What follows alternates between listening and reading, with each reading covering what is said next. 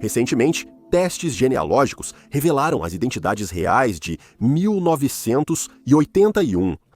Jane e John Does, do condado de Harris, o menino na caixa, e a Dama das Dunas, alguns dos casos mais desconcertantes da comunidade de crimes reais.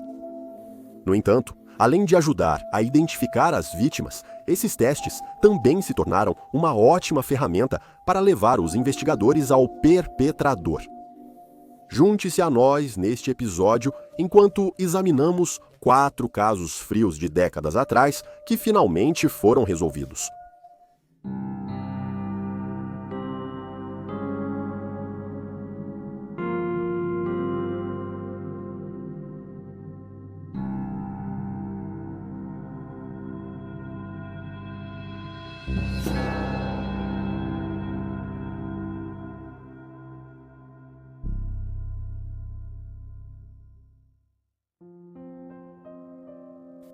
Mary Schleus.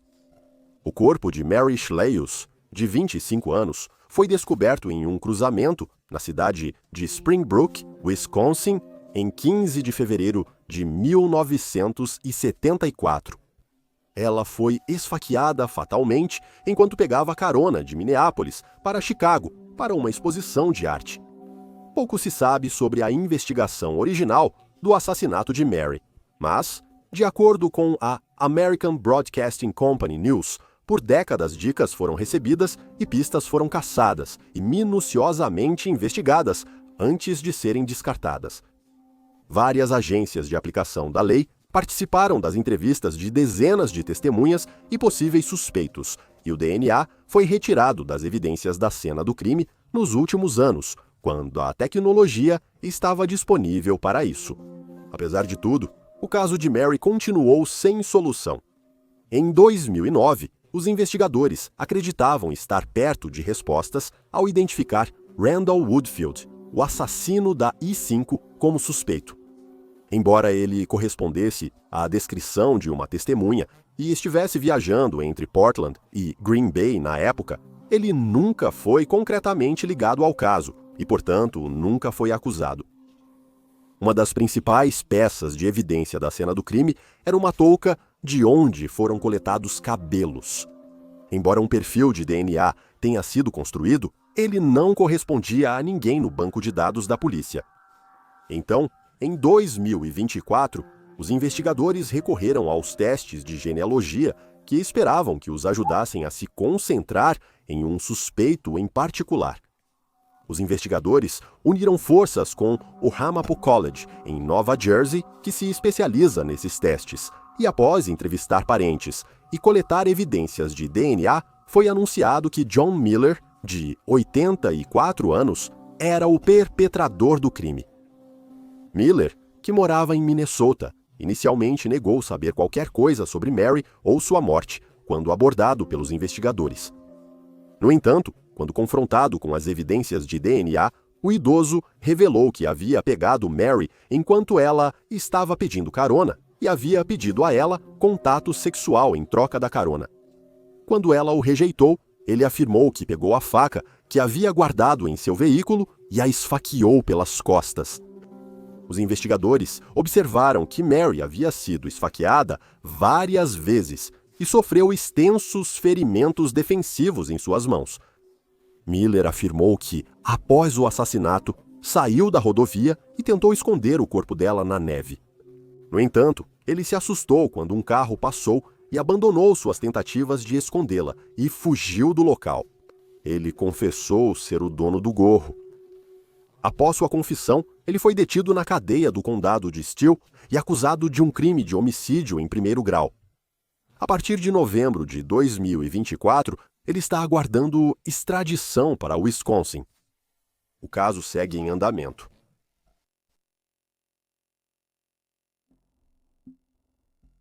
Esther Gonzalez.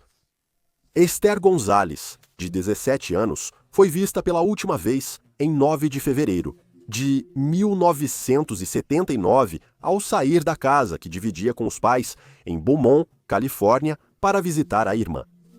Ela nunca chegou à residência de sua irmã e também nunca voltou para casa. Esther estava desaparecida há menos de 24 horas, quando, em 10 de fevereiro, um homem anônimo contatou as autoridades para informar que um corpo havia sido descoberto na neve perto da rodovia 243. As autoridades chegaram prontamente ao local, onde o corpo foi identificado como sendo de Esther. Sua morte foi violenta. Ela havia sido sexualmente agredida e espancada até a morte. Cerca de uma semana depois, os investigadores conseguiram determinar que o informante anônimo, que eles em um momento descreveram como argumentativo, era Louis Randolph Randy Williams. Williams recusou-se a compartilhar detalhes do que estava fazendo na área e como ele havia tropeçado no corpo de Esther quando contatou a polícia. E após sua identificação, ele foi interrogado e solicitado a fazer um teste de polígrafo, ao qual ele concordou. Williamson passou no polígrafo, mas seu DNA nunca foi coletado e testado, pois a tecnologia não existia na época. O teste de polígrafo foi suficiente para os investigadores o inocentarem extraoficialmente do crime, embora mantivessem que ele ainda era um suspeito. Nos anos desde o assassinato de Esther, os detetives periodicamente revisitaram o caso e reexaminaram as evidências. Uma amostra de sêmen do corpo de Esther foi analisada no banco de dados de DNA, mas não houve correspondência. 4 décadas e meia se passaram antes que o caso tivesse algum movimento real. Em novembro de 2024, as autoridades fizeram um anúncio surpresa quando confirmaram que Williams era, de fato, o assassino de Esther. Como Williams morreu em 2014, ele não pode ser julgado no caso dela, mas em sua autópsia, uma amostra de sangue foi coletada e guardada. As autoridades da Flórida, onde ele morreu, concordaram em enviar a amostra para a Califórnia, para que os investigadores atestassem contra o DNA encontrado na cena do crime.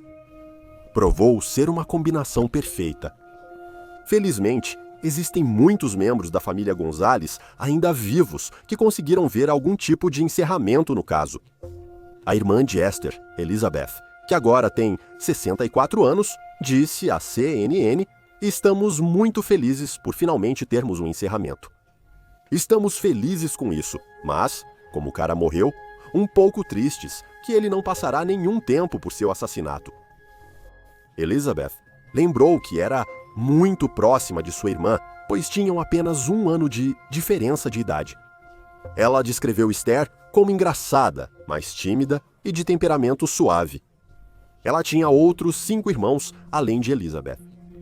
Em uma postagem no Facebook, Ed, seu irmão mais velho, agradeceu aos investigadores por sua persistência. Poucas informações foram divulgadas sobre Williams, mas os investigadores buscam saber mais sobre o caso de Esther e se ele está conectado a outros casos. Se você tiver alguma informação sobre qualquer um desses tópicos, pode entrar em contato com as autoridades em Cold Case Unit em rivcoda.org.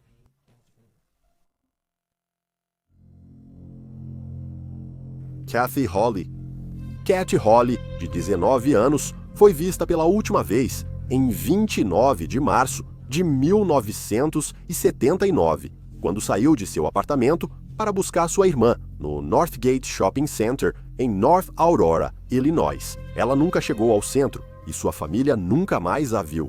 Por semanas, o desaparecimento repentino da jovem foi investigado, mas nenhuma pista ou evidência real foi descoberta até 3 semanas após seu desaparecimento, em 24 de abril, quando o corpo de Kathy foi retirado do rio Fox. Porém, o caso ficou adormecido por décadas. Havia pouca informação no caso de Kathy. Ela não tinha inimigos conhecidos e levava uma vida perfeitamente comum e tranquila. Só em 2020, o caso ganhou novo impulso. Os detetives de North Aurora reexaminaram as evidências em seu caso e as enviaram para mais testes. As esperanças dos investigadores aumentaram quando o DNA de 2 pessoas foi recuperado das evidências. No entanto, a amostra de DNA estava muito degradada para mais testes e perfis. A polícia levou mais 2 anos para ter outra chance de resolver o caso. Eles descobriram uma caixa de evidências com os pertences da jovem de 19 anos e provas de que ela ia regularmente ao centro comercial onde trabalhava, para onde estava indo, no dia em que desapareceu. No ano seguinte, as evidências foram levadas para um laboratório forense na Flórida para serem testadas com a ferramenta MVAC, então recém-estabelecida. Em agosto de 2024, as autoridades receberam um relatório do laboratório que o DNA presente nas roupas de Cash era cerca de 9,4 trilhões de vezes mais provável de ter se originado de Bruce Lindahl. Bruce Lindahl nasceu em 1953 e começou a viver uma vida de crime no início dos anos 70. Seu histórico criminal incluía gravação e registro de chamadas telefônicas de outras pessoas para extorquí-las, posse ilegal de armas, resistência à prisão e várias acusações de estupro e agressão. Ele também é suspeito de ser um assassino em série.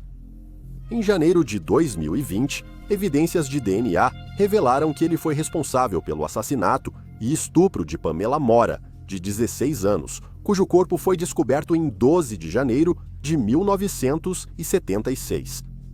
Ela foi a uma loja de conveniência, à noite, para comprar uma bebida e não retornou à casa da amiga. Lindahl também é suspeito de envolvimento no desaparecimento de Deborah McCall, de 16 anos, vista pela última vez em Downers Grove, Illinois, em 5 de novembro de 1979. Fotografias de meninas jovens foram descobertas em seu apartamento, incluindo uma de uma menina que se parecia com Deborah. Em 1980, Lindahl sequestrou Deborah Collender, de 25 anos, de um estacionamento de shopping em Aurora. Ela foi sexualmente agredida por ele em seu apartamento, mas fugiu após ele adormecer. Apesar de ela ter notificado a polícia e ele ter sido preso, as acusações foram retiradas quando Deborah desapareceu um dia após o trabalho. Sendo ela a testemunha-chave, o caso contra ele ruiu. O corpo de Deborah foi encontrado em 1982 em Oswego, Illinois. Um homem alegou publicamente que Lindahl lhe ofereceu dinheiro para matar Deborah, pois ela testemunharia em seu julgamento. Lindahl é o principal suspeito no caso. O último assassinato de Lindahl foi o de Charles Chuck Hilbert Jr., de 18 anos. Em 4 de abril de 1981, os dois jogaram boliche juntos, mas Lindahl, mais tarde, esfaqueou Chuck 28 vezes com uma faca. Durante o ataque, o assassino acidentalmente se cortou na coxa, rompendo sua própria artéria femoral. Isso fez Lindahl sangrar até morrer. Investigadores determinaram que Lindahl sequestrou Cat no estacionamento de seu prédio. Ele a levou para o rio Fox, onde seu corpo foi encontrado depois. Como Lindahl se matou acidentalmente em 1981, as autoridades não podem apresentar acusações, mas estão satisfeitas com o encerramento do caso. Eles notaram que Lindahl poderia ser responsável pelos assassinatos de até 12 mulheres e meninas, além de 9 estupros.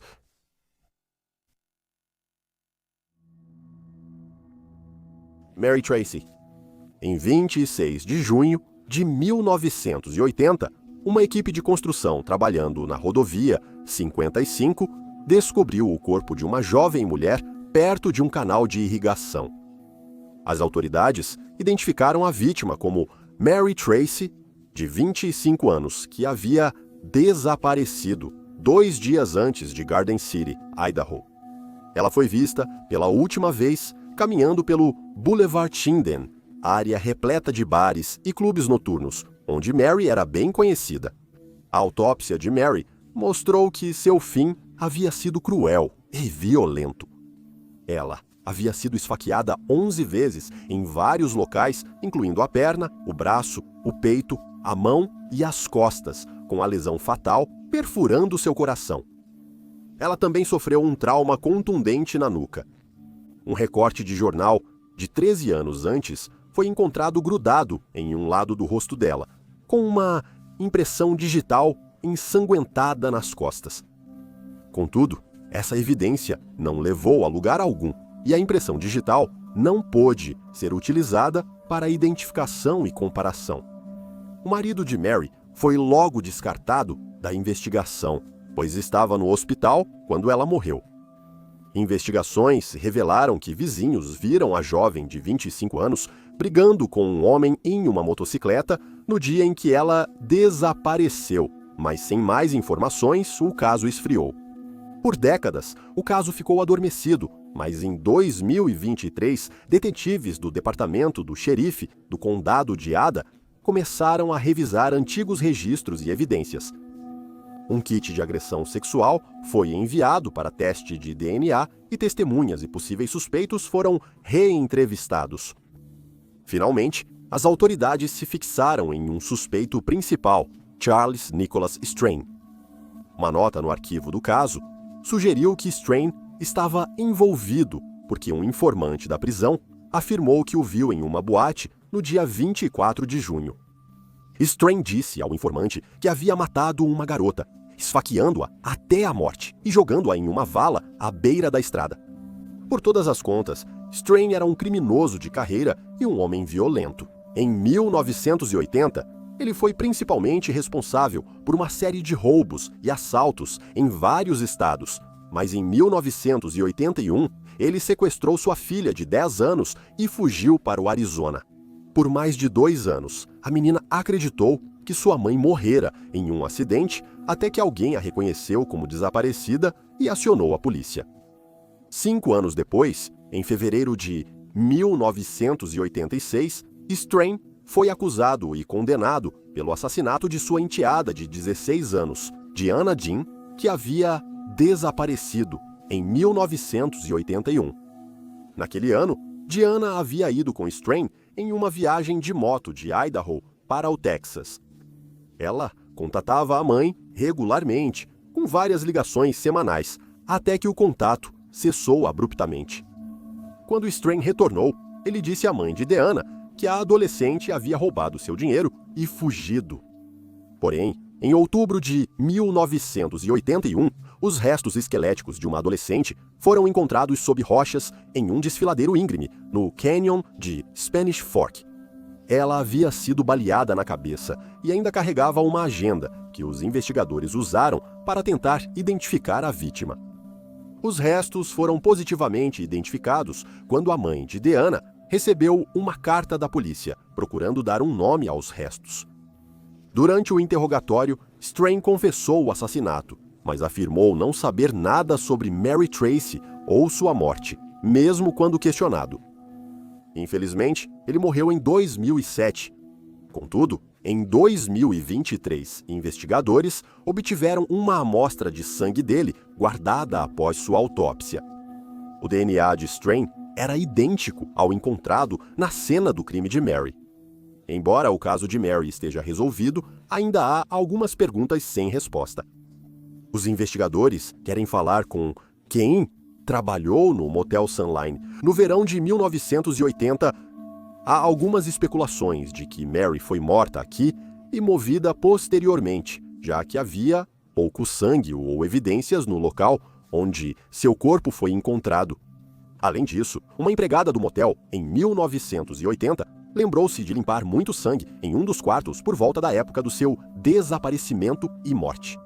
Os detetives também buscam encontrar Lisa, amiga de Mary, que pode ter sido uma das últimas a vê-la viva aos 25 anos. Qualquer pessoa com informações relevantes é solicitada a ligar para o gabinete do xerife do condado de Ada no número 208-5773-102. E aí estão os fatos.